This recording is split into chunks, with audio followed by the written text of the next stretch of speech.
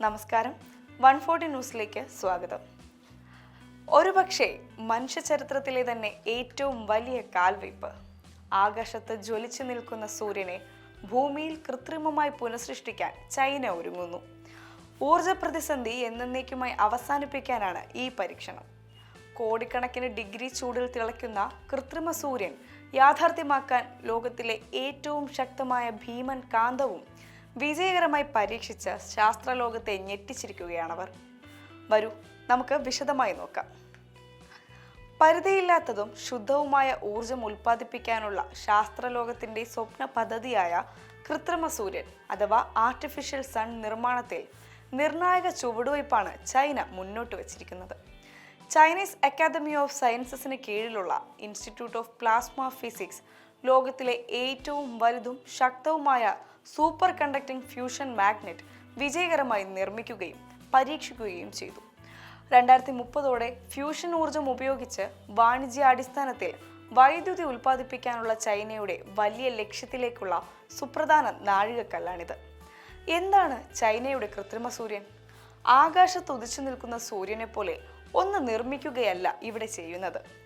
യഥാർത്ഥ സൂര്യന്റെ കേന്ദ്രത്തിൽ ന്യൂക്ലിയർ ഫ്യൂഷൻ അഥവാ അണുസംയോജനം നടക്കുന്നു. ഈ പ്രക്രിയ ഭൂമിയിൽ കൃത്രിമമായി പുനഃസൃഷ്ടിക്കുന്ന റിയാക്ടറുകളെയാണ് കൃത്രിമ സൂര്യൻ എന്ന് വിളിക്കുന്നത്. ഈ റിയാക്ടർ ചൈനയിലെ അൻഹോയ് പ്രവിശ്യയിലുള്ള ഹെഫൈ നഗരത്തിലെ ലാബിലാണ് സ്ഥിതി ചെയ്യുന്നത്. ഈ റിയാക്ടറിനെ ഈസ്റ്റ് അല്ലെങ്കിൽ എക്സ്പെരിമെന്റൽ അഡ്വാൻസ്ഡ് സൂപ്പർ കണ്ടക്ടിംഗ് ടോക്കോമക് എന്ന് പേരിട്ടിരിക്കുന്നു. സൂര്യനിൽ നടക്കുന്നത് പോലെ ഹൈഡ്രജൻ ആറ്റങ്ങളായ ഡ്യൂട്ടീരിയം, ട്രിറ്റിയം എന്നിവയെ 10 കോടി ഡിഗ്രി സെൽഷ്യസിന് മുകളിലുള്ള ഉയർന്ന താപനിലയിൽ കൂട്ടിയോജിപ്പിച്ച് അതിഭീമമായ ഊർജം ഇതിൽ ഉൽപ്പാദിപ്പിക്കുന്നു. ചൈനീസ് ഗവേഷകർ വികസിപ്പിച്ചെടുത്ത ഈ ഡി ആകൃതിയിലുള്ള കാന്തം വലിപ്പം കൊണ്ടും ശേഷി കൊണ്ടും ലോകത്തെ തന്നെ അത്ഭുതപ്പെടുത്തിയിരിക്കുകയാണ്. 21 മീറ്റർ നീളവും 12 മീറ്റർ വീതിയുമുള്ള ഈ കാന്തത്തിന് 582 ടൺ ഭാരമുണ്ട്.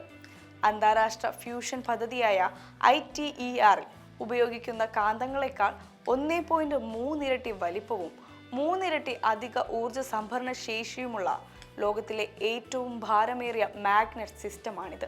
റിയാക്ടറിനുള്ളിൽ 10 കോടി ഡിഗ്രി സെൽഷ്യസിൽ തിളയ്ക്കുന്ന പ്ലാസ്മയെ യന്ത്രത്തിന്റെ ഭിത്തികളിൽ സ്പർശിക്കാതെ ശക്തമായ കാന്തിക വലയം ഉപയോഗിച്ച് വായുവിൽ നിർത്തി കത്തിക്കാൻ സഹായിക്കുന്നത് ഈ കൂറ്റൻ കാന്തമാണ്. ഈ പരീക്ഷണത്തിലൂടെ ചൈനയുടെ പ്രധാന ലക്ഷ്യങ്ങൾ എന്തൊക്കെയാണെന്ന് നോക്കാം. ചൈനയുടെ പരീക്ഷണ റിയാക്ടറായ ഈസ്റ്റ് 10 കോടി ഡിഗ്രി സെൽഷ്യസ് താപനില 1066 സെക്കൻഡ് നേരം നിലനിർത്തിക്കൊണ്ട് തന്നെ നേരത്തെ ലോക റെക്കോർഡ് ഇട്ടിരുന്നു.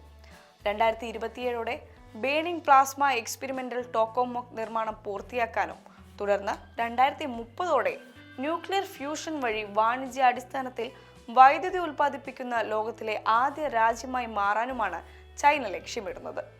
കൂറ്റൻ മാഗ്നറ്റിനൊപ്പം റിയാക്ടറിന്റെ ഹൃദയം എന്നറിയപ്പെടുന്ന സെൻട്രൽ സോളനോയിഡ് കോയിലും ചൈന പരീക്ഷിച്ചു. കാറുകളിൽ സ്പാർക്ക് പ്ലഗ് പ്രവർത്തിക്കുന്നത് പോലെ റിയാക്ടറിനുള്ളിൽ ഫ്യൂഷൻ പ്രതിപ്രവർത്തനങ്ങൾക്ക് ആവശ്യമായ പ്ലാസ്മയെ ജ്വലിപ്പിക്കാനും അത് നിയന്ത്രിച്ച് നിർത്താനും സഹായിക്കുന്നത് ഈ ഭാഗമാണ്. ചൈനയുടെ പ്രധാന സാങ്കേതിക വിദ്യകളും പൂർണ്ണമായും തദ്ദേശീയമായി നിർമ്മിച്ച വസ്തുക്കളും ഉപയോഗിച്ചാണ് ചൈന ഈ പദ്ധതി വികസിപ്പിച്ചെടുത്തത്. ഇതുവഴി 47 പേറ്റന്റുകളും 25 വ്യവസായ മാനദണ്ഡങ്ങളും ചൈന സ്വന്തമാക്കി. വിദേശ വിതരണക്കാരെ ആശ്രയിക്കാതെ സ്വന്തമായി ഇത്തരം സങ്കീർണ സാങ്കേതിക വിദ്യകൾ നിർമ്മിക്കാൻ കഴിയുന്നത് ചൈനയ്ക്ക് വലിയ നേട്ടമാണ്. മറ്റ് ആണവ നിലയങ്ങളെപ്പോലെ റേഡിയോ ആക്റ്റീവ് മാലിന്യങ്ങളോ പരിസ്ഥിതിക്ക് ദോഷകരമായ കാർബൺ ഡൈ ഓക്സൈഡോ ഈ പ്രക്രിയയിലൂടെ ഉണ്ടാകുന്നില്ല. സമുദ്രജലത്തിൽ ധാരാളമായി ലഭ്യമായ ഹൈഡ്രജനാണ് ഇതിൽ ഇന്ധനമായി ഉപയോഗിക്കുന്നത്. അതിനാൽ തന്നെ പരിസ്ഥിതി സൗഹൃദവും പരിധിയില്ലാത്തതുമായ ഗ്രീൻ എനർജി ഭാവി തലമുറയ്ക്ക് നൽകാൻ ഇതിലൂടെ കഴിയും. കോടിക്കണക്കിന് ഡിഗ്രി ചൂടുള്ള പ്ലാസ്മയെ ദീർഘനേരം സ്ഥിരമായി നിയന്ത്രിക്കുക, നൽകുന്ന ഊർജത്തെക്കാൾ കൂടുതൽ ഊർജം പുറത്തേക്ക് ഉൽപ്പാദിപ്പിക്കുക തുടങ്ങിയ വലിയ വെല്ലുവിളികൾ ഇനിയും ചൈനയ്ക്ക് മുന്നിലുണ്ട്.